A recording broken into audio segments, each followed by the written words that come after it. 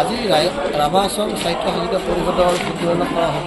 মুঠ 33টা সমষ্টিৰ ভিতৰত কামৰূপ জিলাৰ 14টাকৈ পৰিষদীয় সমষ্টিত খন্তেক পিছতে ভোট গণনা কৰা হ'ব। আৰু মই বৰ্তমান উপস্থিত আছোঁ আমিনগাঁৱৰ ভোট গণনা কেন্দ্ৰৰ সন্মুখৰ ভাগত। মই বিশেষকৈ সামগ্ৰিক পৰিৱেশ মুঠ 14টা পৰিষদীয় সমষ্টিৰ বাবে 14টাকৈ ভোট গণনা কক্ষ তৈয়াৰ কৰা হৈছে। কিছু সময়ৰ পিছতে সংগমৰ পৰা বেলটসমূহ লৈ অহাৰ পিছতে 98খন টেবুলত এই বেলট বক্সসমূহ গণনা কৰা হ'ব। আৰু ইতিমধ্যে 294গৰাকী কাউণ্টিং ছুপাৰভাইজাৰ, সহকাৰী ছুপাৰভাইজাৰৰ মাইক্ৰ অবজাৰ্ভাৰ নিয়োগ কৰা হৈছে। আৰু ইতিমধ্যে সকলো যি 294গৰাকী কাউণ্টিং ছুপাৰভাইজাৰ, সহকাৰী কাউণ্টিং ছুপাৰভাইজাৰ তেওঁলোকে সোমাইছে। আমাৰ সংবাদ মাধ্যমক ভিতৰলৈ সোমাব দিয়া নাই যদিও ইতিমধ্যে আমি গম পাইছোঁ যে 98খন টেবুলত বেলট বক্স খোলাৰ কাৰণে প্ৰস্তুতি হৈছে।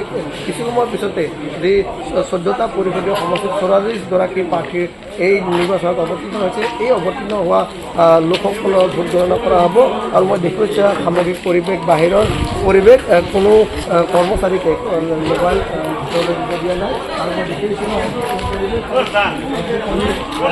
আমি পৰিষদৰ যি নিৰ্বাচনৰ ভোট গণনা তথ্য আমি দিব পাৰিম। এই মুহূৰ্তত ক'ব লাগিব সম্পূৰ্ণ কটকটীয়াৰ মাজেৰে, কটকটীয়া নিৰাপত্তাৰ মাজেৰে এই আমিনগাঁও কামৰূপ জিলাৰ 14টা পৰিষদীয় সমষ্টিৰ ভোট গণনা কৰা হ'ব। আৰু এই 14টা পৰিষদীয় সমষ্টিত 44গৰাকীকৈ প্ৰাৰ্থী অৱতীৰ্ণ হৈছে। আৰু তেওঁলোকৰ যি তথ্য কিছু সময়ৰ পিছত আমি দিব পাৰিম। আৰু এই মুহূৰ্তত ক'ব লাগিব যে ইতিমধ্যে ভিতৰত যি বেলট বক্স গণনা কৰা যি প্ৰস্তুতি সম্পূৰ্ণ উঠিছে। আৰু কিছু সময়ৰ পিছতে আমি এই তথ্যসমূহ দিব পাৰিম।